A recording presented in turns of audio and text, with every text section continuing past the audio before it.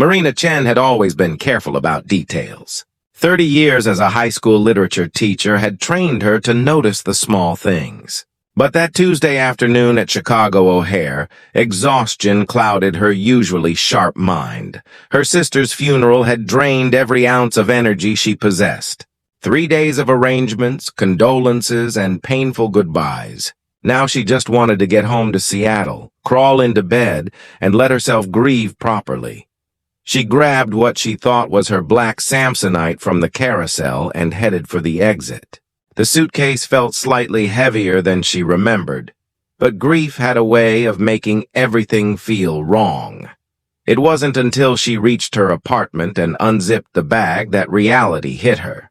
Crisp white dress shirts, expensive silk ties, a leather portfolio embossed with initials that weren't hers.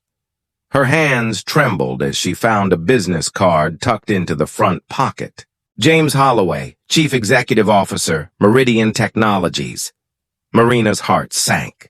Somewhere out there, this man had her suitcase. Her sister's pearl necklace was in that bag, the only piece of jewelry Ellen had wanted her to have.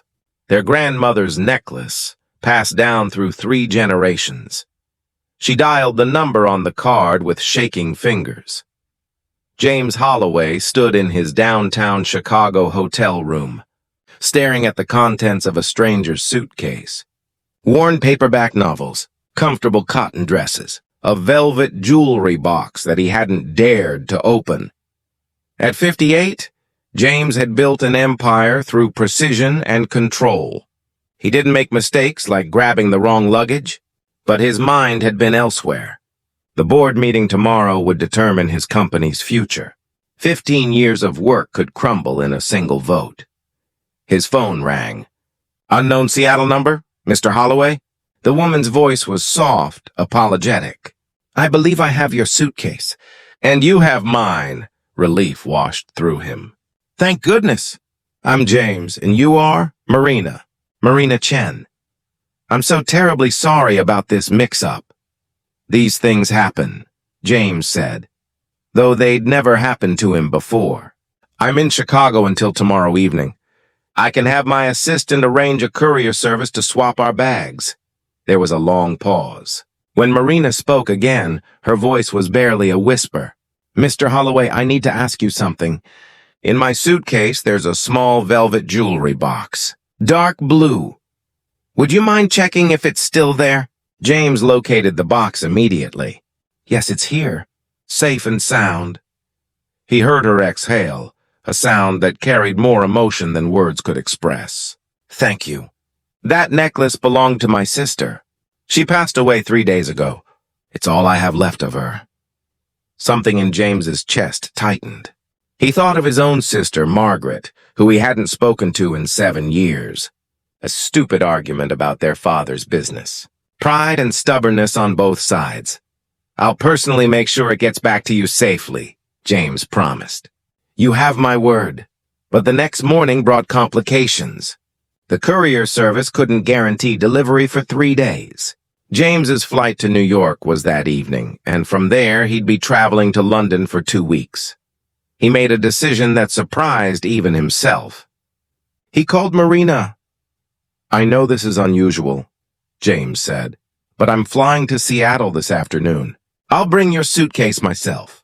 I can't stand the thought of you waiting days for something so precious, Marina protested.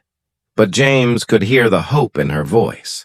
By 4 o'clock, he was landing at Seattle-Tacoma International, his New York meeting rescheduled, his assistant scrambling to adjust his entire calendar. They agreed to meet at a small coffee shop near the airport. James arrived first, Marina's suitcase beside him, his own still in Seattle somewhere with her. He recognized her immediately when she walked in. Not from any physical description, but from the way she carried herself. Dignified grief. The kind that comes from a lifetime of holding others together while quietly falling apart inside.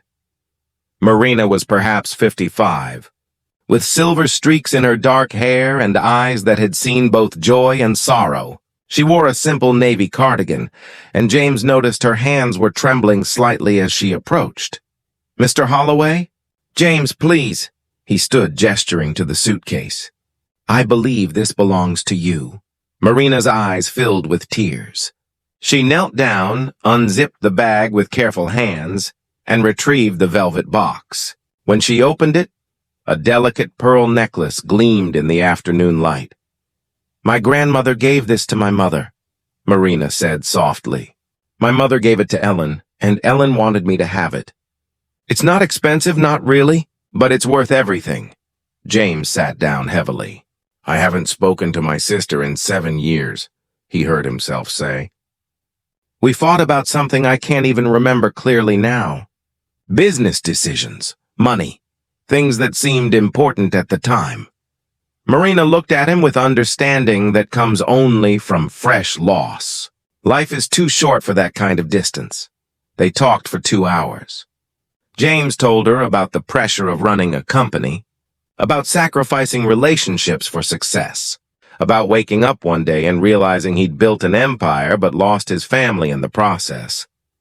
Marina shared stories of Ellen, the sister who'd always been there, through a difficult divorce, through years of struggling classrooms and underpaid dedication to teaching, the sister who'd made her promise in those final hospital days to stop putting everyone else first and start living for herself.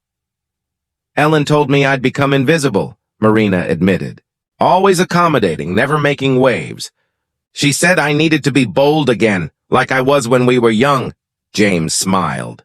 My sister Margaret used to say I'd forgotten how to be human, that I'd turned into a machine that only processed profit margins and growth strategies. Were they right? Marina asked. Our sisters? James considered this. Yes, he said finally. They were absolutely right. Before they parted, James made another impulsive decision. I'm supposed to be in New York right now, then London. But I'm not going, not yet. Would you have dinner with me tomorrow? No agenda, no business. Just 2 people who got reminded that life is too short for the wrong priorities.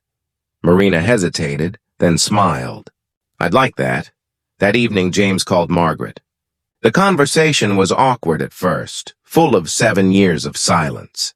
But he apologized. Really apologized? And his sister cried, and they talked until midnight about all the time they'd wasted. Marina wore her grandmother's necklace to dinner the next night. She and James talked about books and travel, about teaching in business, about loss and second chances. They discovered they both loved old jazz, terrible puns, and the particular piece of early morning coffee. James ended up staying in Seattle for a week. He met Marina's former students at a retirement gathering she'd been dreading attending alone. She helped him draft a personal letter to his board, explaining that he was restructuring his priorities and would be delegating more to focus on what truly mattered. They walked through Pike Place Market, took the ferry to Bainbridge Island, and sat in comfortable silence watching the sunset over Puget Sound.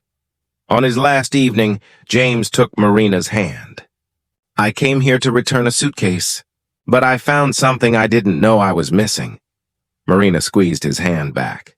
Ellen would say we both took the wrong luggage so we'd find the right path.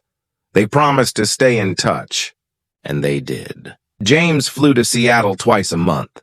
Marina visited him in Chicago. They were careful, patient, understanding that healing takes time and second chances require courage. A year later, James sold his majority stake in his company.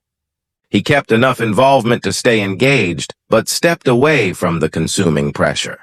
He started teaching business ethics at a community college, finding unexpected joy in shaping young minds. Marina began writing again, something she'd abandoned decades ago.